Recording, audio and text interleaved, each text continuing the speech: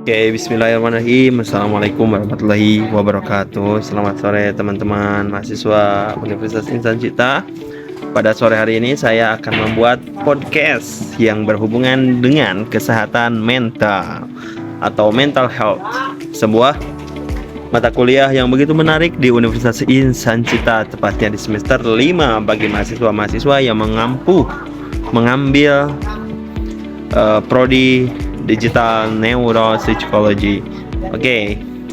Pada sore hari ini saya mengambil tema tentang kesehatan mental dan FOMO kepada kita. Apa FOMO? FOMO adalah ketika kita takut ketinggalan hidup orang.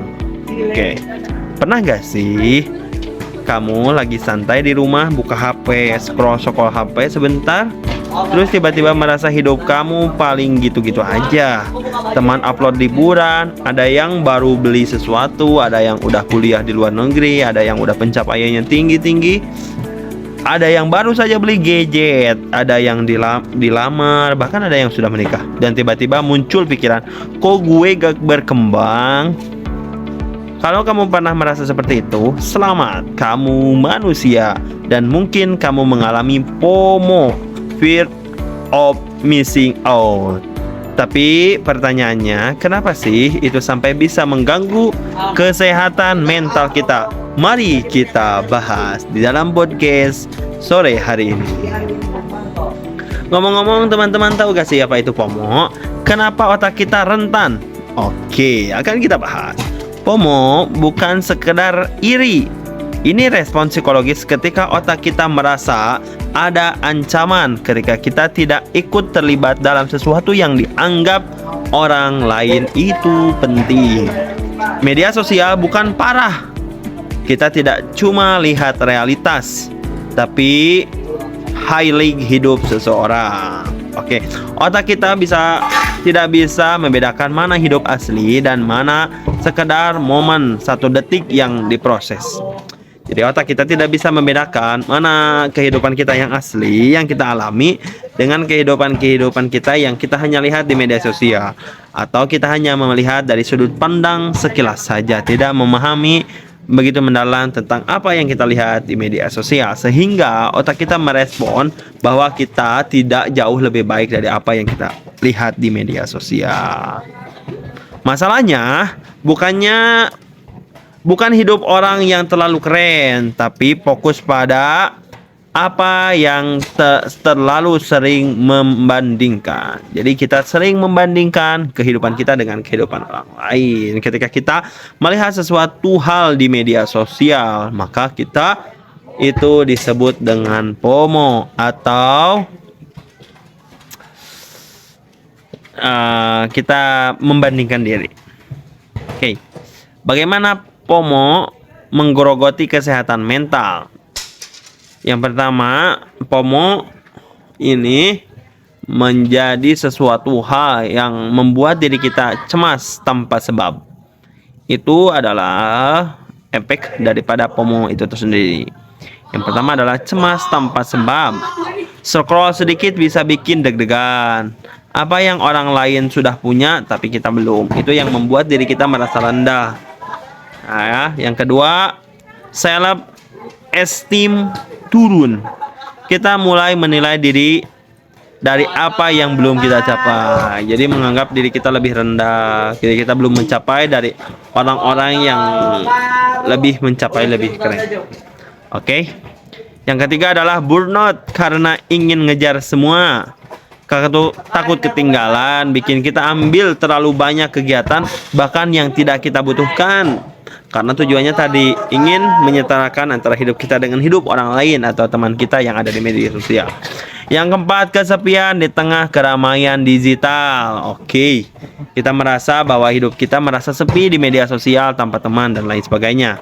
Ironisnya, makin sering online, makin rasa tidak cukup. Semakin kita banyak menggunakan gadget kita, semakin kita merasa bahwa kita sering merasa kita tidak cukup untuk melakukan hal itu. Oke, FOMO membuat kita gimana ya? FOMO itu membuat hidup kita bukan berdasarkan kebutuhan tapi ketakutan. Kita merasa takut bahwa kita tertinggal, kita takut merasa hidup kita tidak jauh lebih baik daripada orang lain. Oke, terus bagaimana, kenapa kita lebih merasa mudah FOMO sekarang? Oke, hal itu algoritmanya memaksa kita terus lihat percakapan orang lain. Ya kan, di dalam media sosial, TikTok, Instagram, algoritmanya memaksa kita terus melihat skema kehidupan orang lain. Yang kedua adalah budaya yang produktivitasnya menekankan kita untuk selalu punya progres. Jadi kita terus punya pencapaian dalam hidup. Yang selanjutnya adalah tekanan sosial digital. Like, follower jadi ukuran nilai seseorang di media sosial. Oke. Yang selanjutnya adalah kehidupan orang lain bikin standar hidup kita melambung di realita. Jadi kita ingin merasa, karena kita melihat di media sosial begitu perfect seseorang, sehingga kita ingin menggapai itu di dunia nyata. Oke, sekarang aku mau bertanya, apa tanda-tanda kamu sedang FOMO walaupun kamu tidak sadar? Oke. Pernah gak sih kita merasa, oh aku sedang FOMO? Misalkan teman kita yang udah menjadi PNS, teman kita yang udah mendapatkan karir yang begitu cemerlang, sedangkan kita masih belajar, kita masih jauh daripada itu. Kenapa hal itu terjadi? Yang pertama, kita merasa gelisah ketika tidak online 1 atau 2 jam karena kita tidak melihat story teman-teman kita atau pencapaian teman-teman. Yang kedua, selalu buka story biar gak ketinggalan. Itu adalah tanda-tanda orang yang sedang FOMO, ya kan? Sedikit-sedikit buka story, sedikit-sedikit buka sesuatu hal di media sosial. Yang ketiga, tanda-tanda kita sedang FOMO yaitu adalah ngerasa bersalah saat tidak produktif. Ketika kita seharian mungkin scroll, ketika kita seharian mungkin hanya melakukan itu saja, tidak merasa tidak produktif, maka itu adalah tanda-tanda seseorang sedang FOMO.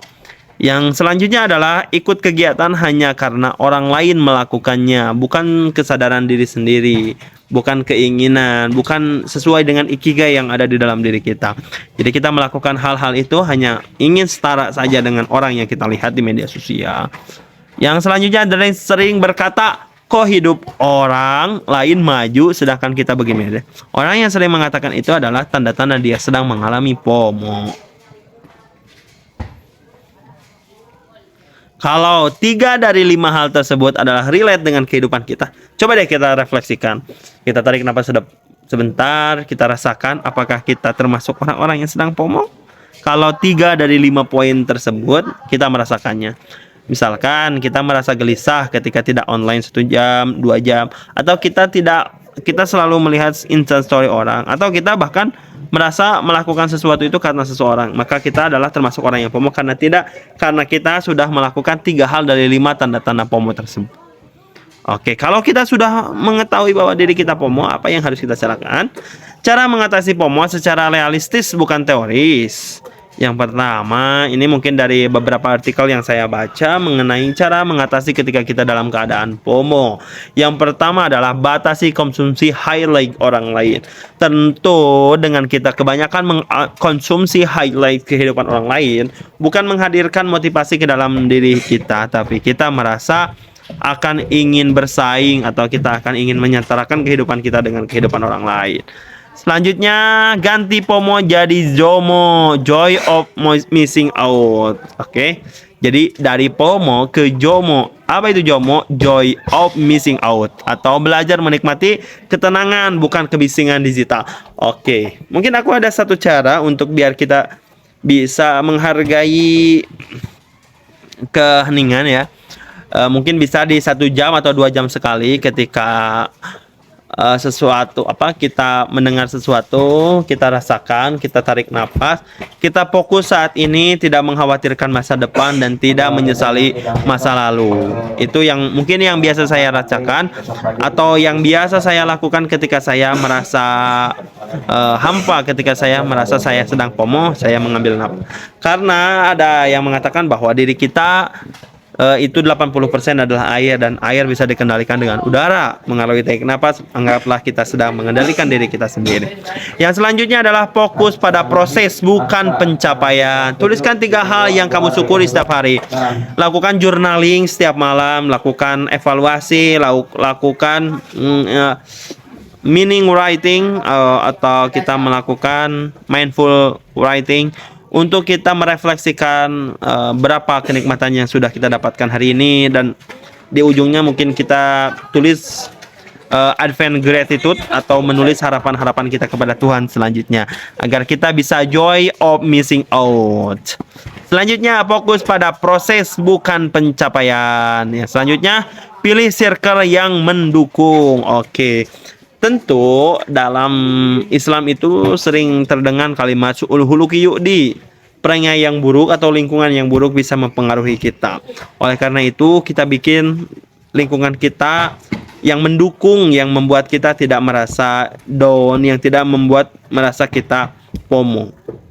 Yang selanjutnya adalah sadari bukan kompetisi serentak.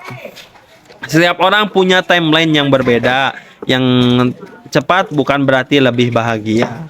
Jadi kita harus berprasangka buruk kepada diri kita, tidak terlalu tergesa-gesa, karena belum tentu yang mencapai sesuatu hal lebih cepat itu lebih bahagia dan lebih menarik. Oke.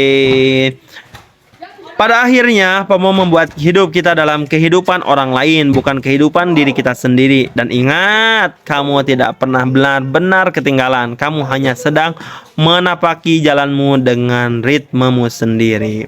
Dengan poin-poin tersebut, kita akan lebih merasakan mental health atau keadaan mental yang sehat, karena tidak membandingkan diri kita sendiri dengan pencapaian orang lain. Tentu hal ini akan membuat kita lebih enjoy ya dalam menjalani kehidupan. Yang tadi jangan lupa bahwa saya biasa melakukan untuk menghindari FOMO ini adalah dengan refleksi malam atau journaling malam. Kita menuliskan refleksi hari ini, kita menuliskan advent gratitude kepada Tuhan. Begitu teman-teman. Oke. Jadi tentu FOMO ini lebih banyak dialami oleh anak-anak Gen Z mungkin ya, atau generasi strawberry, yang mana lingkungannya lebih banyak di dunia media sosial, yang kita bisa melihat kehidupan orang lain dengan mudah dan cepat. Begitu teman-teman. Oke. Lalu apa yang bisa kita lakukan setelah itu? Ya, kita selaku mahasiswa digital neuropsychology mungkin lebih memahami tentang keadaan diri kita, psikis diri kita, sehingga kita bisa menghindari hal-hal tersebut. Tentu akibat dari FOMO tadi kita dengarkan bahwa FOMO itu bisa memberikan dampak-dampak negatif, menganggap diri kita lebih rendah, menganggap diri kita lebih di bawah, tidak seperti dengan orang-orang yang telah lebih di antara kita. Kalau seandainya ini lebih relate, boleh teman-teman share ya video ini untuk teman-teman kita yang mungkin merasa sedang FOMO. Oke. Begitu teman-teman. Oke, selanjutnya ya. Coba kita bayangin. Kita lagi di kamar, lampu menyala, flash disk santai menyala pelan, lagu-lagu mengiringi kehidupan kita. Hari itu rasanya bahagia, bisa biasa aja, nggak ada hal yang spesial. Lalu kamu buka Instagram, dalam waktu 30 detik kamu melihat temanmu lagi liburan. Ada yang baru lulus S2, S3, ada yang sudah menikah, ada yang tunangan, ada yang sudah beli mobil. Dan tiba-tiba perutmu kayak ditusuk halus, jantungmu deg-degan kecil. Kamu gak iri, kamu cuma merasa ketinggalan. Padahal barusan sebelum buka HP kamu baik-baik saja. Itulah ketakutan FOMO. Bukan hidupmu yang buruk, tapi caramu membandingkan dirimu dengan orang lain. Ilustrasinya mungkin seperti itu ketika kita mengalami FOMO itu. Oke, selanjutnya ada tips yang paling ini selain daripada kita journaling malam adalah kita sering-sering melakukan self reward untuk diri sendiri ya. Menghargai diri kita, bahkan mungkin kita menarik nafas dan memberikan apresiasi kepada diri kita atas pencapaian yang sudah kita lakukan, atas pencapaian yang sudah kita ini apa capai. Semangat untuk teman-teman untuk melawan FOMO tersebut ya, bahwa karena FOMO ini begitu penting untuk melawan diri kita daripada kesehatan mental yang lebih kuat. Begitu teman-teman, saya berharap bahwa tidak ada mahasiswa Universitas Indonesia yang membandingkan dirinya dengan orang lain untuk mendapatkan sesuatu hal atau menjalani kehidupan ini dengan lebih bahagia, karena kebahagiaan adalah inti daripada segalanya. Tujuan kita belajar adalah ingin mencapai kebahagiaan. Tujuan kita bangun pagi adalah untuk mencapai kebahagiaan. Mungkin semua orang memiliki tujuan untuk kebahagiaan. Bahkan tujuan orang melakukan kejahatan pun untuk kebahagiaan. Tapi kita punya cara sendiri, dengan cara-cara yang baik kita mendapatkan kebahagiaan untuk diri kita. Terima kasih, saya pamit. Wassalamualaikum warahmatullahi wabarakatuh.